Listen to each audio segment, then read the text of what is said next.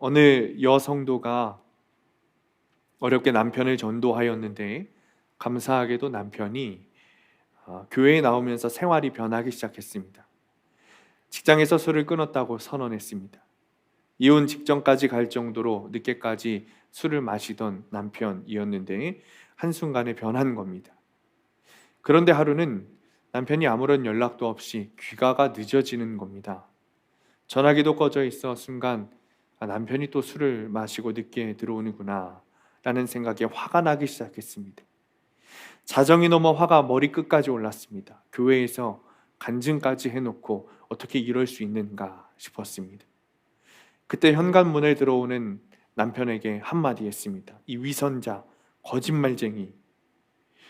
남편이 아무 말도 안 하고 들어가 씻고 잠을 잤습니다. 이상한 것은 술 냄새가 나지 않았다는 겁니다. 다음날 말없이 출근한 남편에게 전화를 했더니 남편이 대뜸 교회에 나가지 않겠다고 이야기합니다. 그날 회사에 안 좋은 일이 있어 늦게까지 일하고 들어왔는데 술 먹고 들어온 줄 알고 소리 질렀던 것이 남편을 실족시킨 것입니다. 또한 여자 성도가 있었습니다. 결혼하기 위해 남편 어머니의 허락을 받아야 하는 성도였습니다. 그러나 그것이 불가능하다고 생각되었답니다. 남편이 될 사람은 좋은 직장 공무원이고 30대 초반에 잘생긴 연하의 남자였습니다. 그러나 자신은 결혼에 실패한 두 아이의 엄마였습니다. 그러니 어느 부모가 결혼을 쉽게 승낙하겠습니까? 아니나 다를까 형제들도 어머니도 강하게 그 결혼을 반대했다는 것이죠. 남편의 어머니는 지방에 사시고 교회에 다니는 신실한 권사님이었는데 아들이 결혼하겠다는 여자에 대해서 듣고는 새벽 기도에 나가 하나님, 이 결혼 막아주세요. 다른 조건은 다 포기하겠습니다. 그러나 적어도 믿음의 배필은 주셔야 하지 않겠습니까? 라고 기도했답니다. 이렇게 기도하는 애 어느 날 주님이 그런 마음을 주시더랍니다. 3명의 영혼을 살리는 일인데 네 마음을 십자가에 못 박을 수 없겠느냐. 처음에는 이 시어머니 될 분이 무슨 말인지 몰랐는데 생각해보니 며느리 될 사람과 자녀 둘이었다는 거예요. 못 들은 척 했답니다. 그런데 계속해서 3명의 영혼을 살리는 일인데 라는 주님의 마음이 부어지더라는 겁니다. 결국은 작정하고 기도원에 올라가서 금식 기도를 했습니다. 그런데 마지막 날 하나님이 말씀하시는 거예요. 나는 너를 구원하기 위해 독생자까지 십자가에 내어주었는데 3명의 영혼을 위해 너의 마음을 나에게 좀 다오.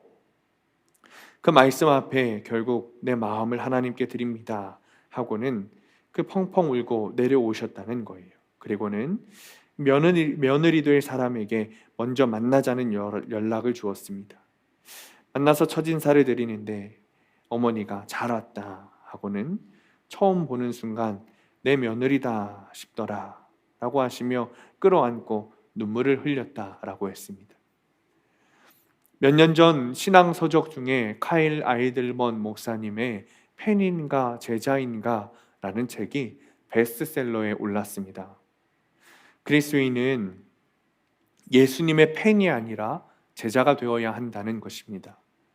이 책을 읽어보신 분도 계시고 안 읽어보신 분도 계시겠지만 이미 책 제목에 책이 어떤 내용을 담고 있는지 다 알 수 있습니다. 그렇다면 앞서 예화로 말씀드린 이 2명의 그리스도인은 팬일까요? 아니면 제자일까요? 오늘 말씀의 제목은 팬인가 제자인가가 아닙니다. 제자인가 작은 자인가입니다. 오늘 말씀을 통해 나는 누구인가 생각해보고 우리 함께 나누는 시간을 좀 갖도록 하겠습니다. 본문 38절에 한 명의 제자가 나옵니다. 그는 예수님께서 사랑하셨던 요한입니다. 요한이 예수님께 이렇게 말합니다. 요한이 예수께 여짜오되 선생님, 우리를 따르지 않는 어떤 자가 주의 이름으로 귀신을 내쫓는 것을 우리가 보고 우리를 따르지 아니함으로 금하였나이다.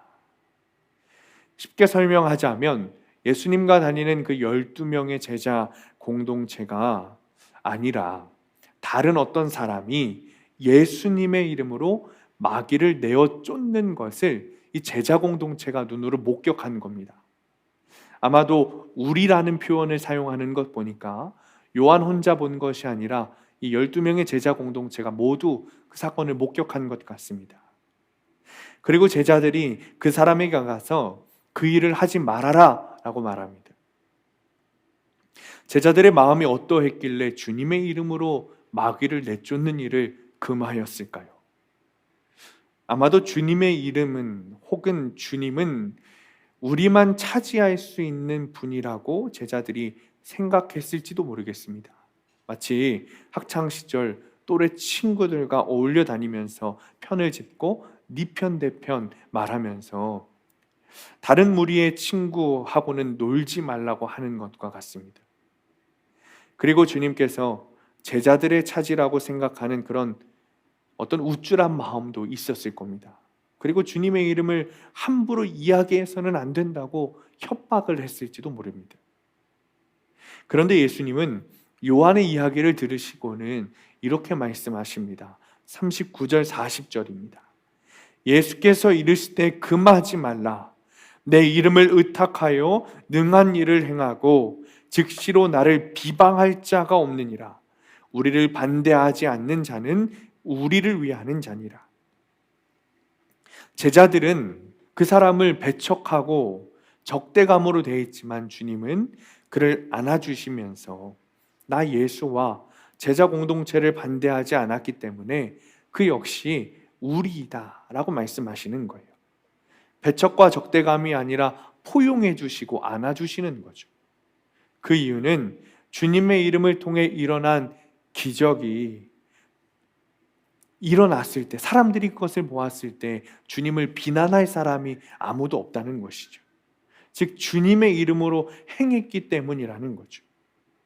사실 이 일은, 그리고 주님의 이름으로 기적을 일으켰던 그 사람은 제자들에게 배척받고 또 비난받을 일이 아닙니다. 오히려 칭찬받아야 하는 일입니다. 다른 어떤 요술이나 이교도적 주술로 마귀를 내쫓은 것이 아닙니다. 순수하게 주님의 이름으로 마귀를 내쫓은 거예요. 병든 자를 고치고 눌린 자를 자유롭게 하고 묶인 자를 풀어주는 일을 그 사람이 감당한 겁니다. 구원하는 일을 한 것이죠. 이 일은 주님의 일입니다. 주님을 믿는 그리스도인이라면 마땅히 해야 하는 일을 그 사람은 한 것입니다. 혹자가 그러듯이 오늘날 기적이 없는 것이 기적이라고 말하는 것처럼 그리스도인이 기적을 행하지 못하는 것을 슬퍼하고 안타까워해야 하지, 주님의 이름으로 기적을 행하는 것은 칭찬받아 마땅한 일이죠. 그런데 요한을 비롯한 예수 그리스도의 제자들은 그를 오히려 배척하고 적대감을 가지고 비난하는 겁니다. 사실 이런 일은 오늘 본문의 앞선 단락에도 이루어졌습니다. 비슷한 일이 있었어요. 마가복음 9장 33절 37절의 말씀입니다. 읽지 않고 제가 설명을 좀 드릴게요. 아무래도 예수님과 제자들이 가버나움으로 가시던 길에 제자들이 무언가 논쟁이 있었던 것 같습니다. 제자들끼리.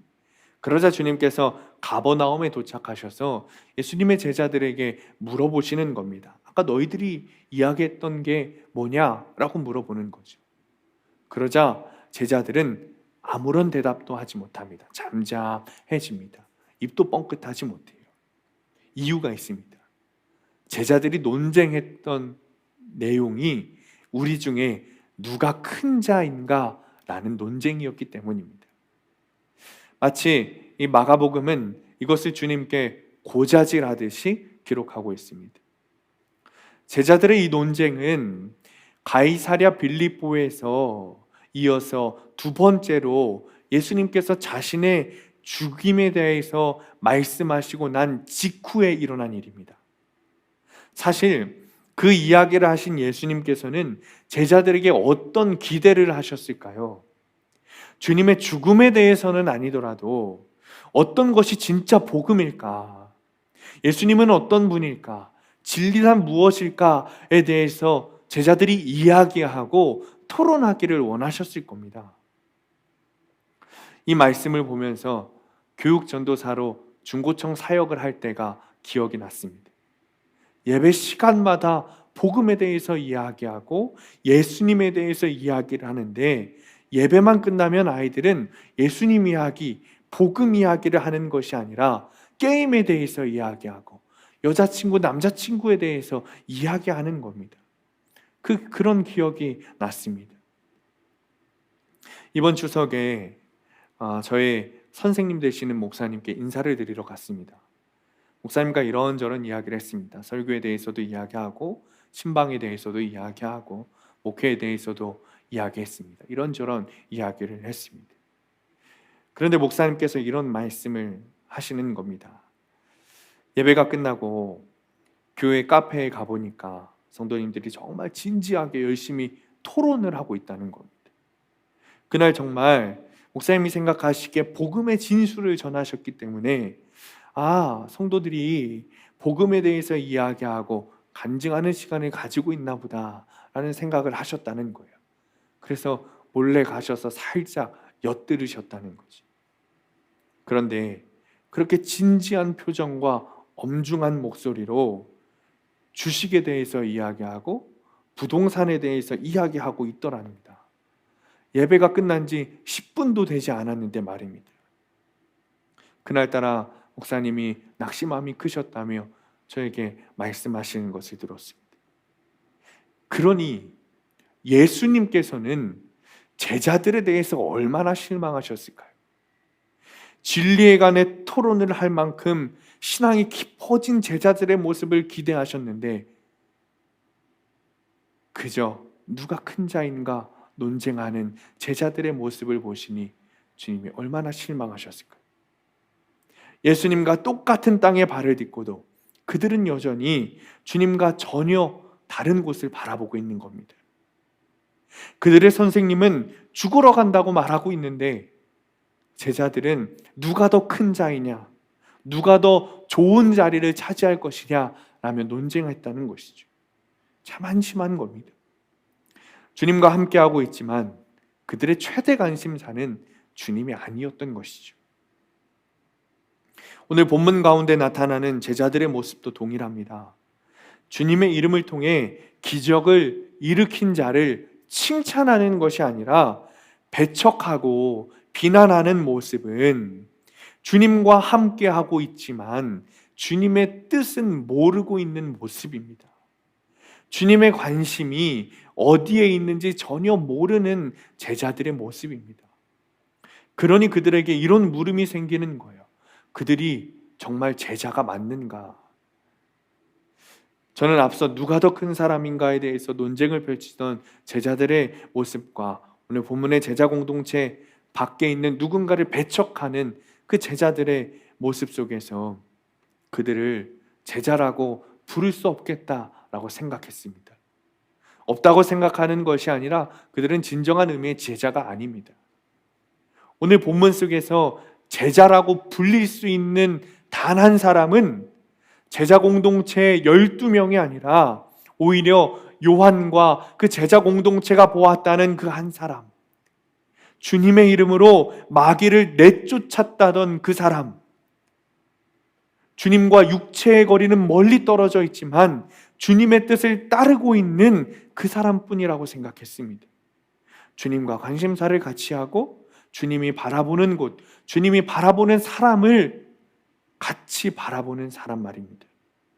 그 사람이 제자입니다. 예수님의 시선은 제자들처럼 배타적이고 독선적이지 않습니다. 10월이 되면서 주요 교단들이 총회를 열기 시작했습니다. 우리 감리교는 아직 열지 않았지만 주요 교단들이 총회를 열기 시작했어요. 총회는 각 교단의 법을 제정하고 올라온 안건에 대해서 질의하는 역할을 합니다. 그런데 참 안타까운 것은 여전히 배타적이고 독선적인 교단들이 있다는 겁니다. 대표적으로 여전히 여성들에게 목사 안수를 주지 않는 교단이 있습니다. 또 각 학교에 신학교들의 운영진들을 배치하면서 능력이 아니라 실력이 아니라 자신들의 학연에 따라서 배치하고 임명하는 일들을 하더라는 겁니다. 마치 누가복음 11장 52절의 말씀처럼 지식의 열쇠를 가져가서 너희도 들어가지 않고 남도 들어가고자 하는 자를 막는 듯한, 진리를 아는 척은 하지만 진리를 조금도 모른 채 교파주의와 배타성에 물들어 정죄하는 모습들이었습니다. 그러나 주님은 성별, 민족, 영토, 종교, 나라를 상관하지 않고 차별하지 않으시는 분입니다. 그저 연약한 이들을 돌보시고 아픈 영혼을 고치시고 살리시는 분입니다. 우리와 다르다라는 이유로 사람을 배척하지 않으십니다. 그렇다면 주님의 제자라면 우리 역시 주님과 동일해야겠죠. 주님의 관심사에 우리가 따라가야겠죠.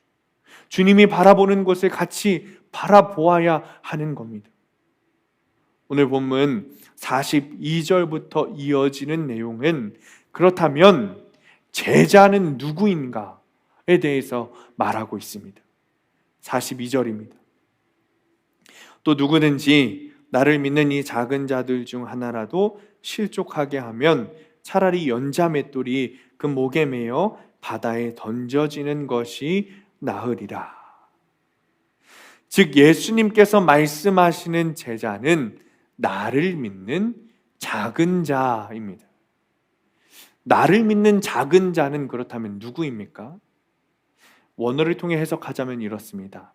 일단 말씀 중에 믿다라는 동사의 헬라어는 피스토스입니다. 그리고 피스토스는 헬라어 뜻의 믿다라는 뜻과 동시에 맡기다라는 뜻을 가지고 있습니다. 즉 주님을 믿는다는 것은 주님의 뜻에 모든 것을 맡긴다는 겁니다. 주님과 나의 뜻이 같습니다. 주님의 뜻이라면 나의 뜻입니다. 그렇게 고백하는 겁니다. 그리고 말씀의 작은 자라는 것의 헬라어 단어는 미크로스인데 낮은 사람, 작은 사람을 뜻하고 있습니다. 말씀을 많이 묵상하고 큐티하는 분들이라면 오늘 이 말씀의 작은 자라는 단어를 보았을 때 누구를 말하는지 번뜩 떠오르실 겁니다. 이 작은 자가 의미하는 자가 사람이 누구냐면 바로 본문 바로 앞절에 있는 마가복음 9장 37절에 말하는 어린아이입니다. 즉 주님께서 말씀하시는 제자가 누구냐면 주님께 나의 모든 것을 맡기는 어린아이와 같은 자, 주님의 뜻이 나의 뜻과 동일하다고 고백하는 어린아이와 같은 자, 그 사람이 바로 주님의 제자라고 주님께서 말씀하시고 있는 거예요. 그리고 이 어린아이와 같은 자는 마가복음 9장 35절에서 말하듯이 나를 스스로 작은 자로 여기며 뭇 사람을 섬기는 자인 것입니다. 제자들은 여전히 누가 큰 자인가, 누가 작은 자인가를 가지고 싸웁니다. 예수님을 두고 자신들의 소유인 양 사람들을 배척하고 비난합니다. 그리고 작은 자를 소외하고 연약한 자를 뒤편으로 물러나게 합니다. 그러나 주님께서는 오히려 그 작은 자를 섬기는 이, 그리고 스스로를 작은 자로 여기는 이를 제자로 삼으신다라는 말씀이에요. 오늘 교회력 성서 일과 중 시편 찬송은 124편입니다. 이 시편의 내용은 승리를 주신 주님께 감사하는 내용이에요. 포로기 후에 이스라엘 과거 역사에 대한 회고로 이스라엘 민족이 고난을 받을 때 여호와께서 이스라엘에게 어떤 일을 행하셨는지에 대해서 기록하고 찬양하는 것입니다. 그런데 이 시편의 종류를 무엇이라고 부르는지 아십니까? 집단 감사시라고 부릅니다. 시편 124편 8절을 읽어보겠습니다. 우리의 도움은 천지를 지으신 여호와의 이름에 있도다. 우리의 도움은 천지를 지으신 여호와의 이름에 있다. 어떤 한 사람을 위한 주님의 도우심을 찬양하는 것이 아닙니다. 강한 자만 드리는 주님을 향한 찬양이 아닙니다. 권력자가 드리는 주님을 향한 찬양이 아닙니다. 이스라엘 민족 전체가 주님께 드리는 찬양입니다. 누군가의 찬양이 아니라 우리의 찬양인 것입니다. 모든 민족이, 즉 강한 자나 약한 자나, 권세가 있는 자나 없는 자나, 재물이 많은 자나 가난한 자나 나누지 않고 모든 이들이 주님께 드리는 찬양이에요. 그러니 집단 감사시리라고 부르는 것이죠. 다시 이야기하자면 주님의 은혜는 사람을 보시면서 차별하지 않으신다는 거예요. 주님의 은혜는 모든 백성들에게 골고루 주신다는 거예요. 모든 백성이 누리게 하신다는 거예요. 그리고 그 안에 더 깊은 의미가 있다면 주님의 은혜를 아무도 배타적으로 독점하거나 자랑할 수 없다는 거예요. 즉 오늘 본문의 요한과 제자들이 그랬던 것처럼 주님의 이름을 나만 부를 수 있고 주님의 은혜를 나만 소유할 수 있는 것이 아닙니다. 그 은혜는 누군가 필요한, 즉 작은 자들에게 나누어 주시는 선물이라는 거죠. 그리고 그리스도인은, 즉 주님의 제자는 그것을 깨닫는 것을 넘어서서 그리스도의 은혜를, 내가 받은 그리스도의 은혜를 다른 이들에게 나누어 주는 역할을 해야 하는 겁니다. 그 삶을 살아야 하는 겁니다. 오늘 설교 서문에 제목과 더불어 나는 제자인가 작은 자인가 우리 함께 묵상해보고 나누자 했습니다. 그러나 사실 제자와 작은 자는 나누거나 뗄 수 있는 것이 아닙니다. 우리는 제자이면서 작은 자이어야 합니다. 물론 모든 작은 자가 제자라고 말할 수는 없습니다. 그러나 모든 제자들은 작은 자가 되어야 합니다. 그것이 진정한 주님의 제자입니다. 그 이유가 있습니다. 어떤 목사님께서 30년 전 신학생 때 이름 모를 병으로 3개월 이상 살 수 없다는 진단을 받고 기도하던 중에 죽어도 복음을 전하고 죽자라는 마음을 가지시고 전도를 하기 시작했습니다. 농촌 마을을 다니며 전도하던 어느 날, 유달리 피곤하던 날 가운데 날이 저물어 어둑할 무렵 집을 가려고 산길을 걸어가고 있었습니다. 그런데 뒤쪽에서 승용차가 오기에 손을 들어서 좀 세워볼까 하다가 날이 저물어 어둑어둑한데 남루한 차림에 남자를 차에 태워줄 리 만무하다라고 생각하면서 쳐다만 보고 그 발길을 재촉했답니다. 그런데 그 승용차가 지나쳐 가다가 차를 세우더니 이내 후진을 해와서 멈추고는 어서 타라고 손짓을 하더랍니다. 그리고 하는 말이, 죄송합니다. 제가 미처 발견하지 못했어요. 이 늦은 시간에 인가도 없는 이 험한 고갯길을 어떻게 걸어서 가시려고 그래요? 하셨다는 거예요. 그 차를 타고 가면서 보니까 백미러에 작은 십자가가 걸려 있었다는 거죠. 아마도 그 젊은 분은 그리스도인인 것 같았습니다. 그 젊은 그리스도인이 죄송할 이유가 전혀 없는데 마치 큰 실수라도 한 것처럼 미안해 하였답니다. 그가 한 몇 마디 말과 따뜻한 인상, 정중한 모습이 30년이 지난 지금도 기억에 생생하게 남아있다는 거예요. 죄송합니다. 제가 미처 못 봐서 하마터면 그냥 지나칠 뻔했어요. 이 늦은 시간에 인가도 없는 험한 길을 어떻게 걸어서 가시려고 그러세요? 제가 목적지까지 태워드릴 테니 얼른 차에 타십시오. 아마 목사님이 그때 예수를 믿고 있지 않았던 때라면 그 젊은 사람의, 젊은 그리스도인의 따뜻함과 정중함에 감동을 받아서 그 사람이 권하는 거라면 예수를 믿으라고 했어도 따랐을 거다라고 말씀을 하셨습니다. 이 목사님이 만난 젊은 그리스도인은 자신보다 작은 자를 돕기 위해 스스로 작은 자가 되려고 했습니다. 세상의 기준으로 보면 그럴 이유가 하나도 없습니다. 그러나 그는 스스로 작은 자가 되었습니다. 왜 그렇습니까? 동변상련, 작은 자가 되어야 작은 자의 마음을 알기 때문입니다. 그제서야 내가 받은 그리스도의 은혜를 나누어 주고 싶은 마음이 생기기 때문입니다. 아마도 그 젊은 그리스도인은 주님의 진정한 제자였을 겁니다. 주님께서는 이 말씀을 다 하신 후에 소금에 대한 이야기를 하심으로 말씀을 마치고 계십니다. 50절 말씀입니다. 우리가 함께 읽도록 하겠습니다. 50절입니다. 시작.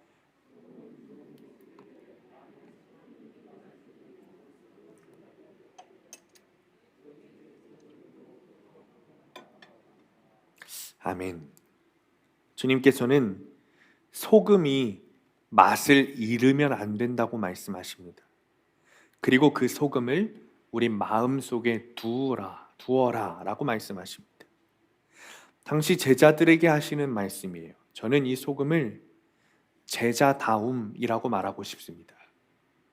즉 주님께서는 계속해서 편을 나누고 큰 자가 되고 싶어하고 작은 자를 배척하는 제자들에게 소금의 맛을 잃지 말아라, 제자다움을 잃지 말아라 라고 말씀하시는 겁니다. 앞서 말씀드렸던 주님께 나의 모든 것을 맡긴 어린아이와 같은 자, 주님의 뜻과 나의 뜻이 같다고 고백하는 어린아이와 같은 자라는 제자다움을 잃지 말라고 주님께서 말씀하시는 거예요. 주님의 말씀인 소금의 맛을 잃지 말라, 제자다움을 잃지 말라라는 말씀은 사실 더 깊은 의미를 담고 있습니다. 그것은 주님과 우리의 관계에 대한 의미입니다. 주님과 우리는 스승과 제자라는 관계를 가지고 있습니다.